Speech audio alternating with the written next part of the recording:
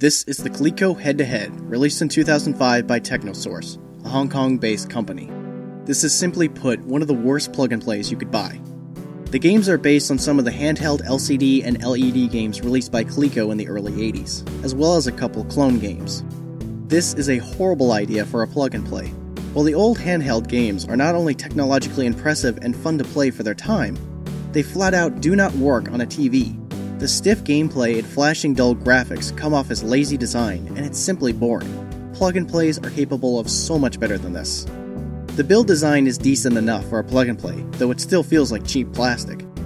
And this D-pad, can you even really call it a D-pad? It's more like a square pad. The games are two-player by plugging the second player into the first controller, kind of like the 3DO. Let's move on to the games. Soccer, or to the rest of the world, football. You simply shoot before the other team can line up with you. Because it's based off an LCD game, instead of running all around the field, you move to specific spots on the field, like you're teleporting. The sad thing is that the original handheld game looked a lot better than this, which is a common issue among all the games here. Basketball, or to the rest of the world, basketball. It's the same thing as soccer, but here, scoring is based on where you are in relation to the lit-up triangle that's at the basket. Baseball. I have absolutely no idea if I'm actually playing this right. Every time I throw, it's either hit or a ball. Never once have I gotten a strike. And no, you don't control the outfield.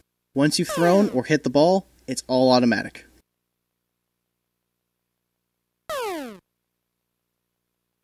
Football. The most seizure-inducing game. I'm at a complete loss on this one. With all the blinking and lack of camera movement, it looks like I'm just going from one end of the screen and coming out the other like in Pac-Man. This is honestly the worst game on this plug-and-play.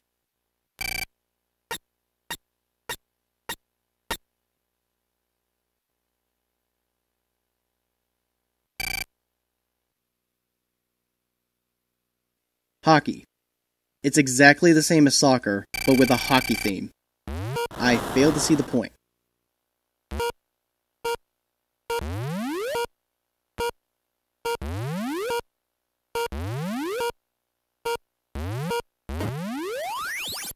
Car racing.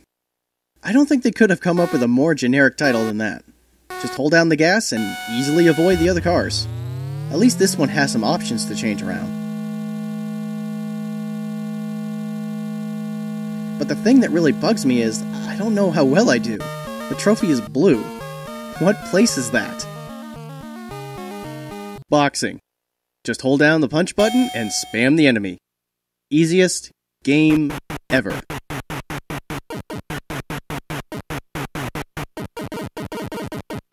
I love how even when you win, it's still game over. Racquetball. This is basically what handball was on the old Pong consoles.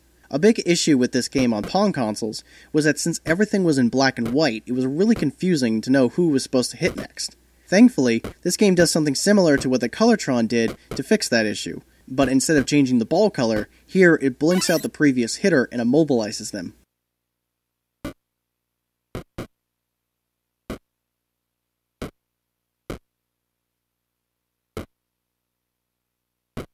Wall Breaker. A ripoff of Breakout. Not bad though. I mean, it's Breakout. Breakout's awesome.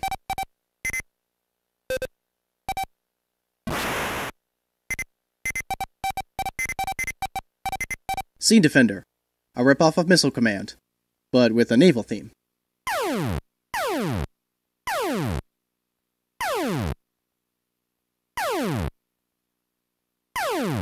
Deep Sea Madness. A ripoff of Space Invaders, but underwater.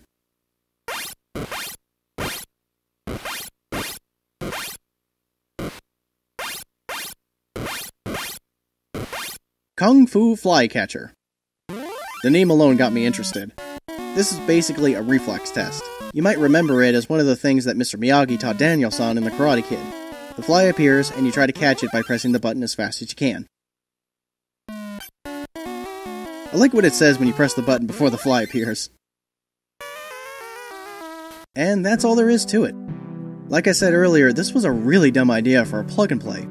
The original handhelds were great for their time, but putting them on a TV without a real update to the gameplay and graphics is really inexcusable. I almost feel ripped off by it. So I really don't recommend it. Not even out of curiosity. Save your money for something better.